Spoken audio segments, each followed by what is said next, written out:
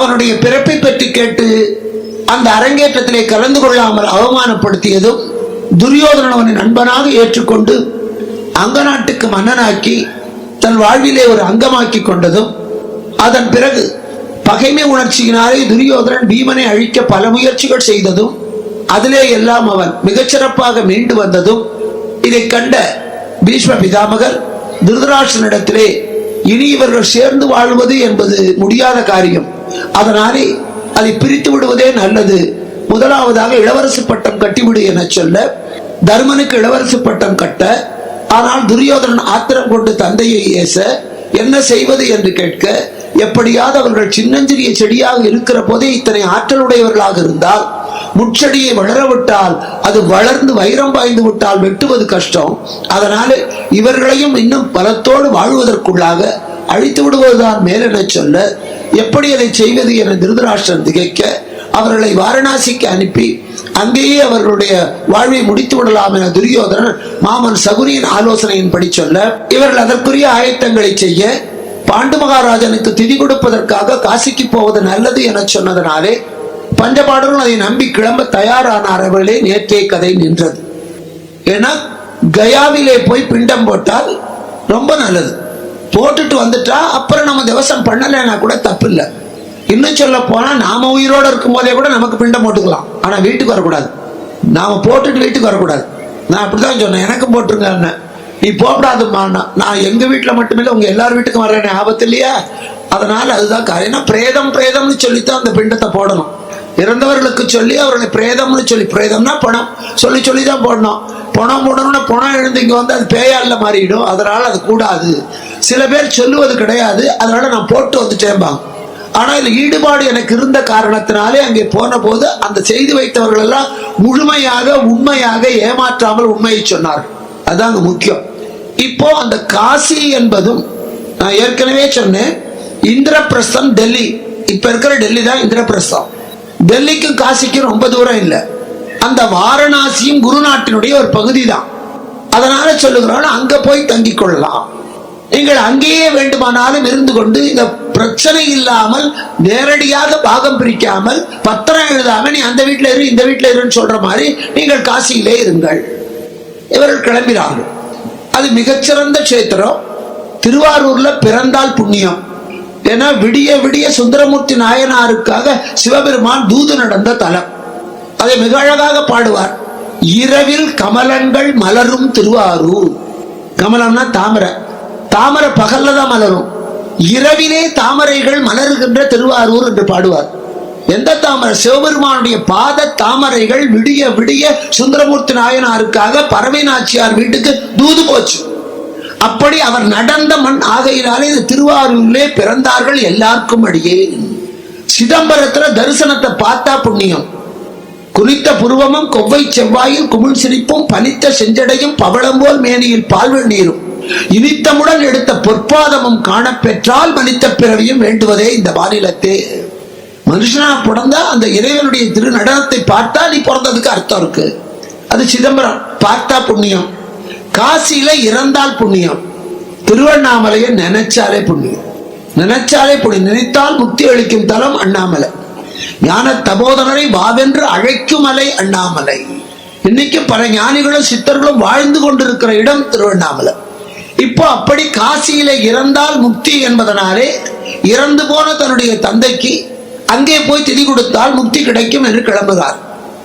நல்ல பிள்ளைகள் செய்யணும் அது. ஏன்னா இந்த யாகம் அழகா சொன்னார்கள், சாந்தி ஹோமம். ஹோமம் நிறைய.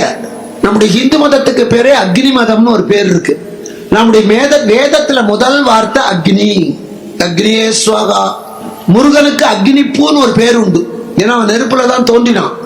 அதுல யாகங்கள் என்பது குழந்தை இல்லை என்றால் செய்வது புத்திரகாமேஸ்வரி யாகம், வீரன் என்பதற்காக செய்வது அஸ்வமேத யாகம், நான் தான் பெரிய சக்கரவர்த்தி என்று காட்டுவதற்காக செய்வது ராஜசூய யாகம், அடுத்தவனை அழிக்கிறதுக்காக செய்யற யாகம் அபிசார வேள்வி. இந்த அபிசார வேள்வியை துரியோதனனும் சூரபத்மனும் பண்ணான். ராஜசூய யாகத்தை தர்மபுத்திரர் மட்டும்தான் பண்ணார்.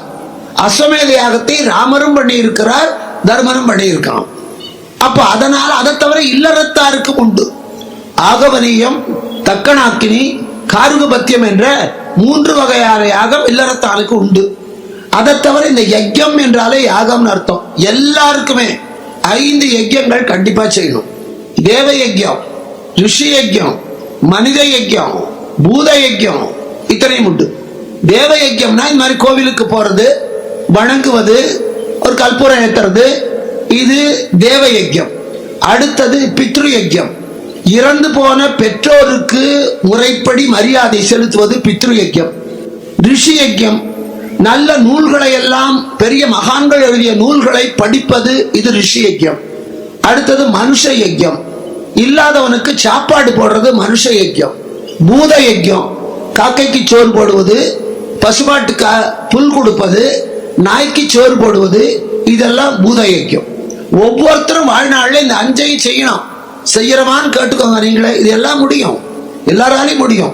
வீட்டில் ஒரு கேலண்டர்ல சாமி இருந்தா கூட கையெடுத்து கும்பிடலாம். தேவ யஜ்யம் முடிஞ்சு போச்சு. காலையிலையும் மாலையிலையும் கையெடுத்து கும்பிட்டு அப்பா நீ படைச்சிருக்கே காப்பாத்து, தீர்ந்து போச்சு. எல்லாராலையும் முடியும். குழந்தைங்களுக்கு கற்றுக் கொடுக்கணும். காலையில எழுந்து வந்த உடனே பல் தேய்ச்சிட்டு வந்தோடனே போடா சாமிக்கு கும்பிடு போட்டுட்டா, அப்பத்தான் உனக்கு காப்பி தருவேங்கணும். நீங்க ஒரு 10 வயசு வரைக்கும் குழந்தைகளுக்கு நல்ல பழக்கத்தை கொடுத்து விட்டா ஆயுசு வரைக்கும் அவன் மாற மாட்டான். நாம 10 வயசு வரைக்கும் விட்டுட்டு அப்புறம் சொல்லி கொடுத்தா முத்தின மரம் விளையவே விளையாது. அதனால ஆண்டவனை வணங்குவது என்பது தேவ யஜ்யம். பித்ரு யஜ்யம் திவசம் பண்றமோ பண்ணலையோ, அந்த இறந்து போன முன்னோர்களை அவர்கள் இறந்து போன நாட்களிலே நினைக்கிறோம். அது ரொம்ப முக்கியம். நினைக்கவாது நினைக்கிறோம்.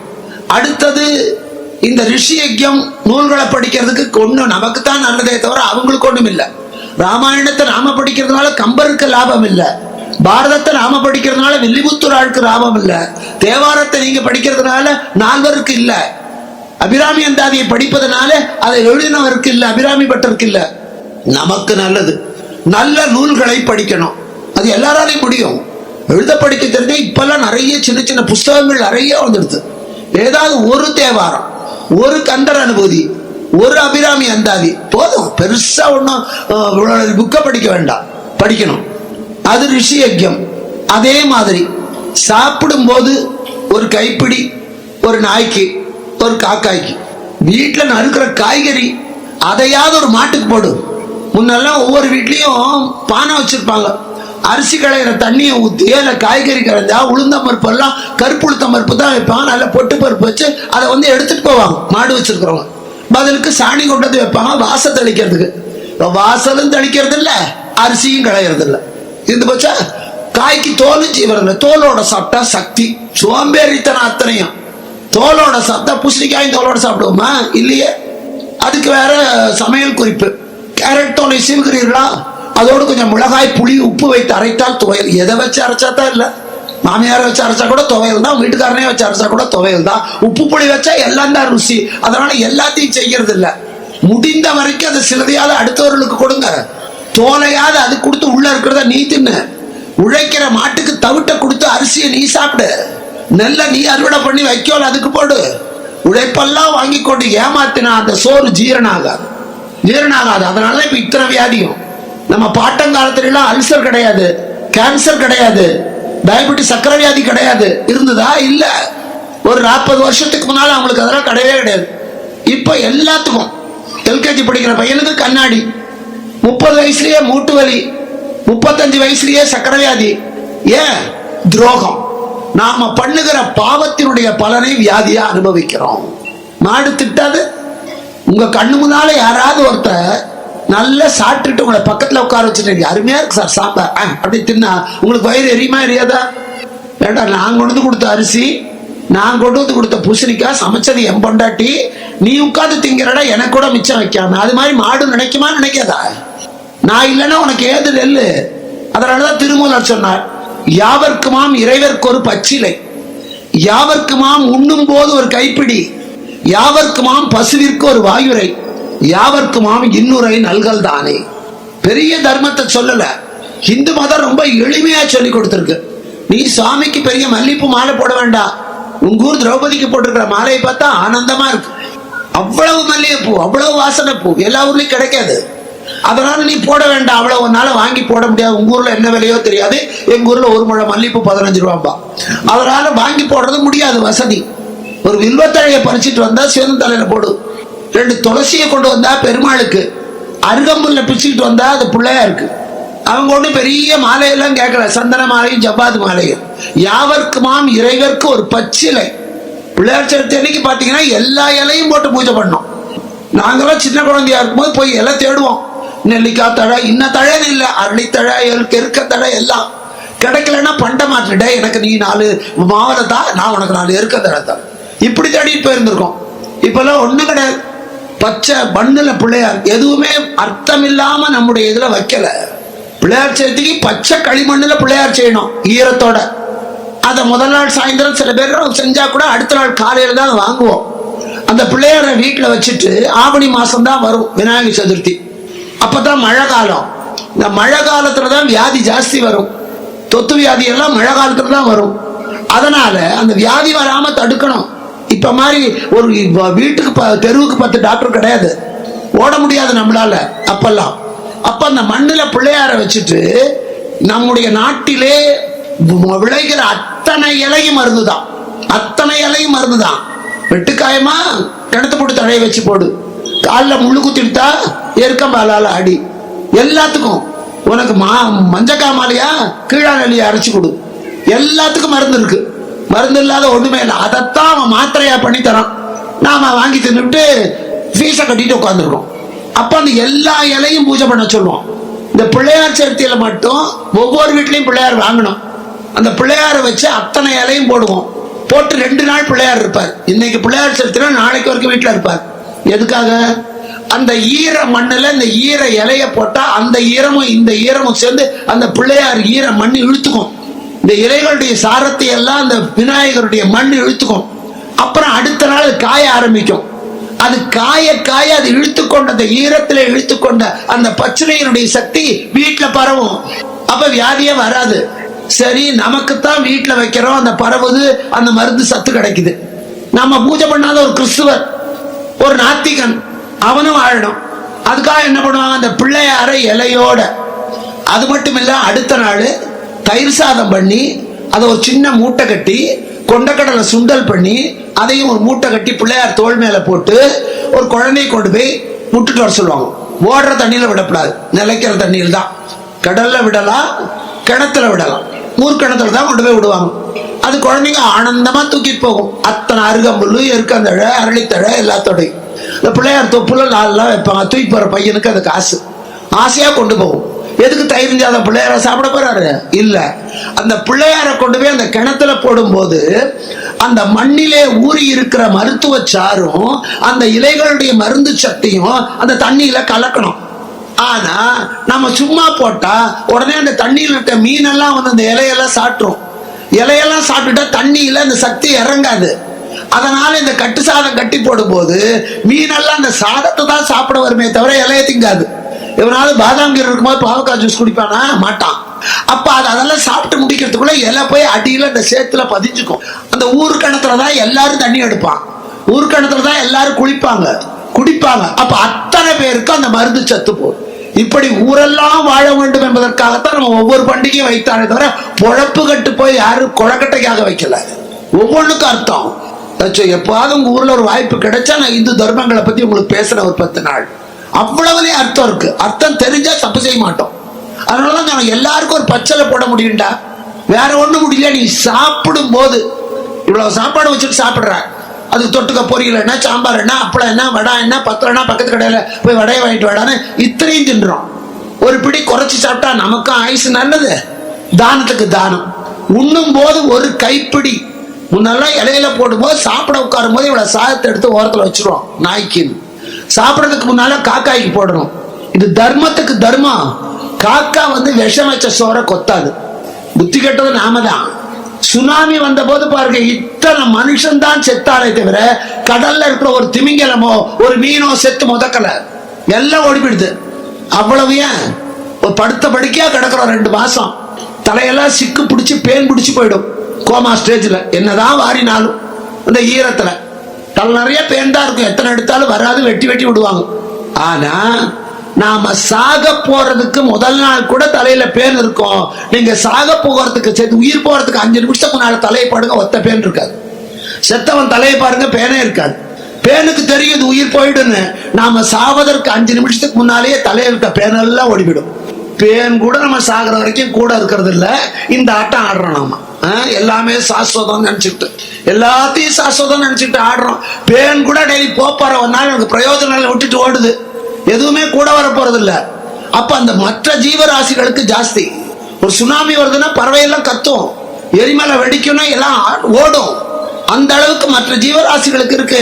6 அறிவு படைச்ச நமக்கு அடுத்தவனை ஒழிக்கத்தான் புத்தி இருக்கே தவிர நாமும் பிழைக்க புத்தி இல்ல, அடுத்தவனையும் பிழைக்க விடுறது இல்லை. அப்ப அதனால காக்காய்க்கு சாதம் எதுக்கு போடுறாங்க? அதான் பொழப்பு கட்ட வேலை. காக்காய்க்கெல்லாம் எதுக்கு போடணும்? காக்கா விஷம் உள்ளதை சாப்பிடாது. நீங்க விஷச்சோறு போட்டா கோழி கூட தெரியாம தின்னுடும். எத்தனையோ பேர் பக்கத்து வீட்டு கோழிக்கு விஷத்தை வச்சு கொள்றது உண்டு, தெரியும் உங்களுக்கு, மருந்து வச்சு கொள்றதுன்னு பேர் இருக்கு. ஆனா நீங்க மருந்து வச்ச சாதத்தை வச்சா காக்கா கிட்டையே வர்றாது. அது ரொம்ப கட்டி, சட்டுன்னு வந்து சாப்பிடாது. எல்லாரையும் பார்க்கும். காக்கா கிட்ட எவ்வளவு கத்துக்கணும் தெரியுமா? கூரை மேல சோறு வச்சா காக்கான்னு கத்தி 10 காக்கா வந்த பிறகு இப்படி பார்த்து அப்படி பார்த்து அங்க தத்தி இங்க தத்தி மெதுவா மூக்க வச்சு அப்புறம் தான் சாப்பிடும். 10 காக்காய் கொடுத்துட்டு அதே காக்கான்னு எப்படி தெரியும்னா, நமக்கு தான் காக்கா பிடிக்கும் நல்லா தெரியுமே. அதனால அந்த காக்காய் பிடிச்சு அது காலில் ஒரு மணி கட்டி விட்டுருங்க, அதே காக்காவான அடையாளத்துக்கு. பையன் மசாலோட வாங்கிட்டு ரோட்ல போவான், வேப்ப மரத்துல உட்கார்ந்து இருக்கிற அதே காக்கா தான் கூரை மேல சோறு போட்டா கத்தி 10 பேரோட சாப்பிட்டா அதே காக்கா பையன் மசாலோட வாங்கிட்டு போற போது வேப்ப மரத்துல வந்து கொத்திக்கிட்டு போய் உட்காரும். அப்ப எந்த காக்காய் காக்கான்னு கூப்பிட்டு 10 காக்காய் கொடுத்துட்டு சாப்பிடாது. அதுக்கு என்ன அர்த்தம்? நல்ல வழியில கிடைச்சத 4 பேரோட பகிர்ந்துக்குவே, குறுக்கு வழியில கிடைச்ச பாவம் என்னோட போகட்டும். நாம என்ன பண்ணுவோம்? நாம மாட்டிக்கிட்டா 4 பேரை இழுத்துட்டு தான் உள்ள போவோம். நான் பெற்ற பேரு விட்டடிப்பான் பையன். ஏண்டா காப்பி அடிச்சேன்னு கேளுங்க, அவன் மட்டும் வர மாட்டான். நான் மட்டும் தான் அடிச்சேன் சார், அவனை பாருங்க சார், இவனை பாருங்க சார். இப்பதான் நம்ம தினம் பேப்பர்ல படிக்கிறோமே, ஊழல் பண்ணி மாட்டிக்கிட்டதுக்கு அப்புறமா தான் அவன் பண்ணா இவன் பண்ணாங்கிறான். யோக்கியமானவனா இருந்தா முதலே சொல்லி இருக்கணும். இவன் மாட்டினதுக்கு அப்புறம் துணைக்கு இத்தனை பேரையும் கூட கூட்டிட்டு போறான். காக்கா பண்ணாது. நல்ல வழியா இருந்தா 4 பேரை கூப்பிடும். அது குறுக்கு வழியில திருட்டு வழியில கிடைக்கிற வடைய பங்கிட்டுக்காது. அப்படி அப்ப அந்த காக்காய்க்கு சோறு போடும்போது கொத்தாது. காக்கா கொத்தாம போயிடுச்சுன்னா அந்த சாப்பாட்டுல ஏதோ விஷம் இருக்குன்னு அர்த்தம். நாம சாப்பிடுவதற்கு முன்பு காக்காய்க்கு போடுறது காரணம் தான். நாம முழிச்சுக்கலாம், காக்கா கொத்தல, அதனால இந்த சாப்பாட்டுல ஏதோ தப்பு இருக்கு, சாப்பிட வேண்டாம். சரி, காக்காய்க்கே போடல, சாப்பிட்டோம். சாப்பிட்டதுக்கு அப்புறம் உள்ள விஷம் இருந்தா ஃபர்ஸ்ட் எய்ட் உடனே கொடுக்கணும். அப்ப சாப்பிட்டப்பெல்லாம் இலையில தான் அந்த சாப்பாட்டுல கொஞ்சம் எடுத்து வச்சிருப்போம். நாய் வரும், நாயும் சாப்பிடாது. விஷத்தை நாய் சாப்பிடாது. அல்லது ஏதாவது நாய் தப்பி தவறி சாப்பிட்டு செத்து போயிட்டா, ஓ நம்ம வீட்டு சாப்பாட்டை சாப்பிட்டு நாய் செத்து போச்சு, அப்ப அதுல ஏதோ இருக்கு, ஓடுற ஆஸ்பத்திரிக்குன்னு ஓடலாம். இந்த தர்மம் எல்லாம் நம்மை காப்பாற்றிக் கொள்வதற்காகத்தான் கத்துக் கொடுத்தாங்களே தவிர ஏதோ நாயோ பூனையோ பிழைக்கிறதுக்காக இல்லை. நாம தான் பிடிவாதமா நம்ம பிழைக்க மாட்டோம், ஒரு பிடிவாதமே வச்சிருக்கோமே. நான் நல்லதும் பண்ண மாட்டேன், நான் உருப்படவும் மாட்டேன். ஒரு சத்தியம் பண்ணிட்டு தான் தினம் பொழுது முடியுது. ஹிந்து மாத்திரம் நமக்காகத்தான் அத்தனையும் வைத்திருக்கிறார். அப்ப அதனால அது ரொம்ப சுலபம். இத்தனை எறும்பு புத்துல ஒரு தேங்காய் மூடி அழுகி போச்சுன்னா போடுங்க, அரிசி குரணை இருந்தா போடு, புண்ணியம் தீர்ந்து போச்சு. அது பூத யஜ்யம். யாருக்காவது ஒரு பிச்சைக்காரருக்கு பிச்சைக்காரன் சாப்பாடே வாங்க மாட்டேங்கிற, காசு கொடுப்போம், நம்ம பரோட்டா வாங்கி திங்கிறாங்களாம். அதனால ஏழைக்கு சாப்பாடு நீ வேண்டாம், யாருக்கோ போட வேண்டாம், ஓ புருஷனுக்கு போடு, ஓ மாமியாருக்கு போடு, ஓ மாமனாருக்கு போடு, அதே தர்மம் தான். வீட்டுல அப்பா அம்மாவுக்கு சோத்த காணும், அம்மா கோயம்புத்தூர்ல பிச்சை எடுக்கிறான், இவன் கும்பகோணத்துல அன்னதானம் பண்றான். எது பிரயோஜனம்? கோயம்புத்தூர்ல பெத்த தாய் பிச்சை எடுக்கிறான், இவன் கும்பகோணத்துல 1000 பேருக்கு அன்னதானம் பண்றான். என்னத்துக்கு? யாருக்கு புண்ணியம்? பெத்த தாய்க்கு போடு, தாயின்னு நினைக்க வேண்டாம், ஒரு ஜீவன். மாமியாருக்கு போடு, மாமனாருக்கு போடு, அதுவே அன்னதானம் தான், அதுவே மனுஷ யஜ்யம் தான். இந்த 5 செய்யணும்: தேவ யஜ்யம், பித்ரு யஜ்யம், ரிஷி யஜ்யம், மனுஷ யஜ்யம், பூத யஜ்யம். ரொம்ப சுலபம். அதையேதான் வள்ளுவர் சொன்னார். தென்புலத்தார் தெய்வம் விருந்து ஒக்கல் தான் என்று 5புலத்தாறு 9 தலை. வேதத்துல சொன்னதைத்தான் 5ஆம் வேதம் என்று பேசப்படுகிற குறள்லையும் சொல்லுது. இப்ப அதனால இந்த தர்மம் பண்ணா பித்ருக்களை வழிபடுவது நல்லது. அதனால பித்ரு சாபம், எந்த சாபத்துக்கும் விமோச்சனம் உண்டு, பித்ரு சாபத்துக்கு விமோச்சனமே கிடையாது. அதுலயும் ஒரு தாய் வயிறறிந்து ஒரு வார்த்தை சொன்னாள்னா ஒரு நாள் நம்ம உருப்பிட மாட்டோம். அவ சொல்ல மாட்டா, ஆனா அவ நினைச்சிடக்கூடாது. ஐயோ இந்த வயிற்றுல போய் இவனை சுமந்தேனே நினைச்சான்னா 7 ஜென்மத்துக்கு நமக்கு விமோச்சனம் கிடையாது. தாயினுடைய சாபத்துக்கு. அதனால இன்னைக்கு குழந்தை பிறந்து செத்து போறது சார், எனக்கு பிசினஸே வரமாட்டேங்குது, வேண்டாத அபவாதம் வருது, எனக்கு கடன் தொல்லை ஜாஸ்தியாச்சு, ரெண்டு தான் சொல்லுவாங்க. ஒண்ணு உன் குலதெய்வத்தை வணங்கினீங்க, ரெண்டாவது பித்ரு சாபம். அது ரெண்டு இருக்கக்கூடாது. 1000 சாமியை வணங்கினாலும் வழி வழியாக வாழையடி வாழையாக உங்கள் குலத்துக்கு ஒரு தெய்வத்தை வைத்துக் கொண்டு வணங்குவீர்களே, அது பேச்சியம்மனா இருக்கலாம், பெரியாண்டவனா இருக்கலாம், ஏதாவதா இருக்கலாம், அதை வணங்கணும். அது முக்கியம். குலதெய்வத்தை வணங்கணும். ரெண்டாவது பித்ருக்கள் கிட்ட சாபத்தை வாங்கிக்கப்படாது. பித்ருக்கள்னா தாத்தா பாட்டி முன்னோர்கள் கிட்ட. அதனால இவர்கள் அங்க போய்விட்டாரு. இதுல இன்னைக்கு பணம் இருக்கிறவனுக்கு ஊருக்கு ஒரு பங்களா கட்டுறான். சென்னையில ஒரு பங்களா, டெல்லியில ஒரு பங்களா, மதுரையில ஒரு பங்களா, இன்னும் எங்கெங்க முடியுமோ கட்டிக்கிறான். அந்த காலத்துல குருநாட்டை சேர்ந்த இந்த மன்னாதி மன்னர்களுக்கு காசியிலேயும் ஒரு அரண்மனை கட்டி விடலாம், கெஸ்ட் ஹவுஸ்மா, இவன் போனா தங்கிக்கிறதுக்கு, திருவிளையாடல்கள் எல்லாம் பண்றதுக்கு. அவன் அந்த காலத்துல சொன்னா காசியில ஒரு மாளிகையை கட்டி விடலாம், அங்க போய் தங்கறதுக்கு. துரியோதன் சரி, உடனே ஆட்களை கூப்பிட்டான். அதாவது மட்டமான சிமெண்ட், வேகாத செங்கல், உளுத்து போன மூங்கில், இதையெல்லாம் கான்ட்ராக்ட் பேர்ல பல பேர் கட்டி முடிச்சு மேல அழகா பெயிண்ட போட்டு 2 கண்ணாடி ஜன்னலை வச்சு ஷோ தான் இருக்கு இன்னைக்கு வீடெல்லாம். அப்ப காரை அரைப்பான், கோழி முட்டை, பனம் பூவை இடிச்சு அதை வச்சுதான் தார் சொட்டுவான். நீங்க கோயிலெல்லாம் பாருங்க, பழைய கோவிலெல்லாம் சிமெண்டே கிடையாது, கருங்கல்ல ஒன்னோட ஒண்ணு முட்டை வச்சிருக்கான். இன்னைக்கு வரைக்கும் ஒரு சொட்டு தண்ணி உள்ள ஒழுகுனது இல்ல, தரையில இருக்க கருங்கல் பேந்து வந்தது இல்ல. இவன் தார் ரோடு போடுறான், இன்னைக்கு போட்டு போறான், 4 அன்னைக்கு அது வாயை திறந்துட்டு எங்கடா கான்ட்ராக்ட் கேக்குது. இப்ப மாளிகை கட்டுறோம், எல்லாரும் கட்டுறோம், ஆனா அதை பார்க்கறதுக்கு தான் அழகா இருக்கு. அந்த பெயிண்டிங்கும், அந்த ஜன்னல் இருக்கக்கூடிய டெக்கரேஷன்ஸும், கீழே போட்டிருக்கிற மார்பிளும், இதுலாம் ஷோ. செவ்வறு ஒரு பைசாவுக்கு வராது. எவ்வளவு பெரிய புது வீடு கட்டினாலும் எங்கேயாவது ஒரு விரிசல் இருக்கும். கேட்டு பாருங்க, என்னையா நேத்தான் கட்டிருக்க விரிசல் இருக்குன்னா, அது அப்படிதாங்க, ஸ்பாஞ்ச் போட்டா அப்படித்தான் வரும். பதில் ஸ்பாஞ்ச் போட்டா அது ரொம்ப நன்றி உள்ள வீடு. ஏன்னா கட்டி முடிச்சு கான்ட்ராக்டர் போயிடுவான், அவனை பார்க்கணும்னு ஆசை, வெடிச்சுக்கிட்டு பாக்குது. இது ஆரம்பிச்சதும் துரியோதனை தான். கெட்டதானாலும் நல்லதானாலும் நம்ம காப்பியத்துல இருக்கு. இவன் மாளிகை கட்டுறான். இப்ப எப்படி மட்டமான சிமெண்டையும் மட்டமான மணலையும் வச்சு கட்டுறானா, அதே மாதிரி அரக்கு, மெழுகு, சணல், இந்த பொருள்களை எல்லாம் கலந்து இவன் மாளிகை கட்டான். மேல பூசிட்டான். உள்ளுக்குள்ள ஒட்ட வைக்கிறதுக்கு வைத்ததெல்லாம் சணல், அரக்கு பொருள். மேல தெரியல, மேல நல்ல பூச்சு. பழமொழி சொல்லுவாங்க, ஒய்யார கொண்ட என் தாழம்புவான், உள்ள இருக்குதான் ஈரும்பேரும். மேக்கப் தான் பிரமாதமா இருக்கும், ஒன்னும் இருக்காது. பல்லு பார்ப்பா, கேஆர் விஜயா பல்லு மாதிரி இருக்குமா. கூடவே வீட்டுக்கு போய் பாருங்க, பல்ல கழட்டி அவ கிளீன் பண்ணிட்டு இருப்பா. முடிய பார்ப்பா, அவுத்து விட்டா தலை வரைக்கும் இடிக்குது. ஆமா, அவுத்து விட்டா தரையில கீழே விழும் சௌரி. ஒண்ணு அது மேக்கப்னால எங்க மேக்கப் அதிகமா இருக்கோ அந்த இடத்துல உள்ளுக்குள்ள உளுத்து போச்சுன்னு அர்த்தம், உளுத்து போச்சுன்னு அர்த்தம். இங்க அதே மாதிரி பிரமாதமா மாளிகை கட்டிட்டா. எல்லாரும் நினைச்சாங்க துரியோதனனுக்கு எவ்வளவு நல்ல மனசு, தங்குவதற்கு மாளிகை கட்டி தந்திருக்கானே. ஒண்ணு ஞாபகம் வச்சுக்கோங்க, காரணம் இல்லாத நம்ம கிட்ட அதிகமாக அக்கறையை ஒருத்தர் காட்டுனா பின்னால ஏதோ இருக்கு, புரிஞ்சுக்கணும். காரணம் இல்லாம, அது மனைவி ஆனாலும் சரி, கணவனானாலும் சரி, நீங்க வீட்டுக்கு வர்றீங்க, சாதாரணமா வீட்டுக்கு வந்தா காப்பியே வந்து உட்கார்ந்து 2 மணி நேரம் கழிச்சு தான் காப்பி வரும்.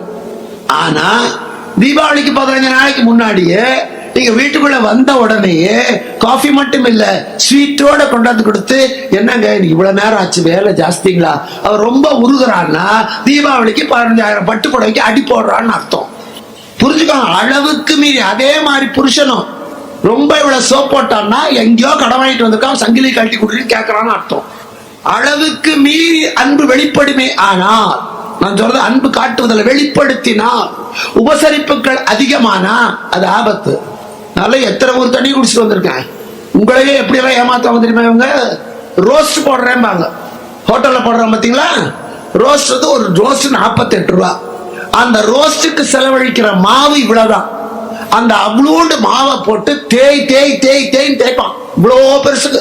ஈசலோட ரெக்க கூட கொஞ்சம் மொத்தமா இருக்கும். அது டக்குன்னு எந்திரிச்சுக்கும், எண்ணெயே ஊத்த வேண்டாம்.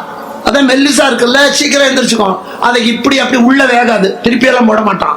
அதை சுருட்டி கிருட்டி தொப்பி மாதிரி பண்ணி பார்க்க ஒரு ஷோ கொண்டாந்து வச்சிருவான். ரோஸ்ட்னா ரோஸ்ட், ஏமாத்துற வேலை. 2 கரண்டி மாவை ஊத்தி செஞ்சு ஊத்தப்ப மாதிரி செஞ்சு கொடுத்தா வயிறு ரொம்ப.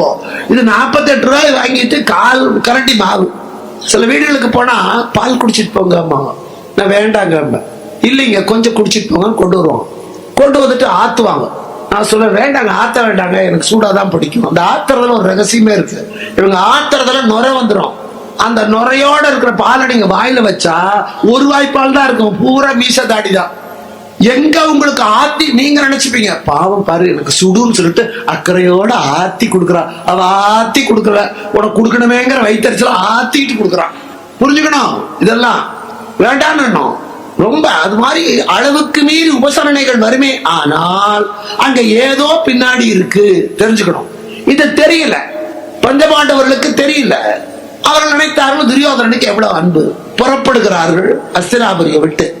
இப்ப இதை இவங்க கிட்ட சொல்ல முடியல. விதுரருக்கு தெரியும், விதுரருக்கு நடக்கிற அத்தனை அயோக்கியத்தனமும் தெரியும், வெளிப்படையா சொல்ல முடியல. ஏன்னா துரியோதனன் விதுரரை தர்மரை சந்திக்கவே விடல.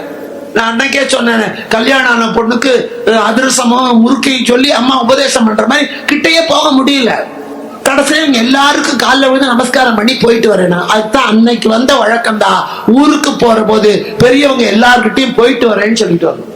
அவங்க மனசார போயிட்டு வர நம்ம பத்திரமா திரும்பி வரோம்.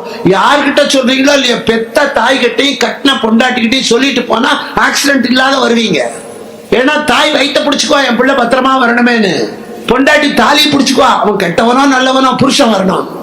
தாய் இல்லைன்னா கூட படத்துக்கிட்டையாவது சொல்லிட்டு போங்க, மனசுலயாவது நினைச்சிட்டு போங்க. போயிட்டு வர்றேன்னு சொல்லிட்டு போறவன் வருவான். பல பேருக்கு இப்ப அந்த பழக்கமே கிடையாது. எங்கடி உங்க வீட்டுக்காரர் இங்க இருந்தாரு, எங்க அவர் அப்பே போயிட்டாரு. இதுக்கு அர்த்தமே வேற, அவர் அப்பே போயிட்டாரு. அவர் அப்பே போயிட்டாரு, அவனுக்கு தெரியாதா? யார் போறது யாருக்கு தெரியுது? அவனுக்கே தெரியல, அப்புறம் நமக்கு எப்படி தெரியும்? அப்படியெல்லாம் போக கூடாது. அதே மாதிரி வீட்டுக்குள்ள வந்தா விரோதி வந்தா கூட வான்னு கூப்பிடுற பழக்கம் வேணும். கூப்பிடனாலும் பேசாம இருந்து தொலைங்க. இப்ப இந்த குழந்தைங்களுக்கு டாட்டா காட்டு, டாட்டானா போடான்னு அர்த்தம். அவனுக்கு ஆரம்பத்துல கத்து கொடுக்குறோம், வர்ற விருந்தாளிக்கு டாட்டா காட்டுறோம், அப்புறம் அப்பனுக்கும் டாட்டா, அம்மாவுக்கும் டாட்டா, ஆடுறவனுக்கும் டாட்டா, ஓட்டு போட்டவனுக்கும் டாட்டா. தயவு செஞ்சு குழந்தைகளுக்கு இந்த டாட்டா சொல்லி கொடுக்காதீங்க. எந்த குழந்தைக்கும் டாட்டா சொன்னா கூட நீங்க மாத்துங்க. நீங்களே தானே சொல்லி தரீங்க. உங்க வயிற்றுல குழந்தைகிட்ட காட்டாதீங்க. போனா போதுங்கிற வயிற்றுச்சல், அதனால தப்பு. சில வீட்டுக்கு போனோம்னா சில பேரை வந்து பாத்ரூம்ல குளிச்சுட்டு இருப்பாங்க, நான் கிளம்புறேமா போயிட்டு வாங்க அம்மா, போயிட்டு வாங்க அம்மா. சில பேரை நடுகால் வரைக்கும் வந்து நின்று போயிட்டு வாங்க அம்மா. சில பேரை வாசம் வரைக்கும் வந்து வழி அனுப்புவாங்க. சில பேர் அந்த தெருக்கோடி வரைக்கும் வருவாங்க. சில பேர் இல்லைங்க நான் பஸ் ஸ்டாண்ட் வரைக்கும் வர்றேன்பாங்க. அங்கதான் அவன் ஏமாத்துறான்னு தெரியும். எதுக்கு பஸ் ஸ்டாண்ட் வரைக்கும் வரான்னு தெரியுமா? நீங்க எங்க திரும்பி வந்துட போறீங்களோ பஸ்ஸை பார்த்து. இன்னும் சில பேர் நீங்க போங்க நான் போறேன், இல்லைங்க பஸ் புறப்படுற வரைக்கும் நிக்கிறேன். அதுக்கு என்ன அர்த்தம்? எங்க இறங்கி அடுத்த பஸ்ல வந்துருவியோ அதனால போயிட்டு பஸ் கிளம்பின பிறகு வரேன். உபசரிப்புகள் தப்பு, சொல்ல முடியல. பெரியவங்களுக்கு தெரியும், அவங்களால வெளிப்படையா சொல்லணும். வாழ்த்து மூலமா நல்லா இருப்பாங்க.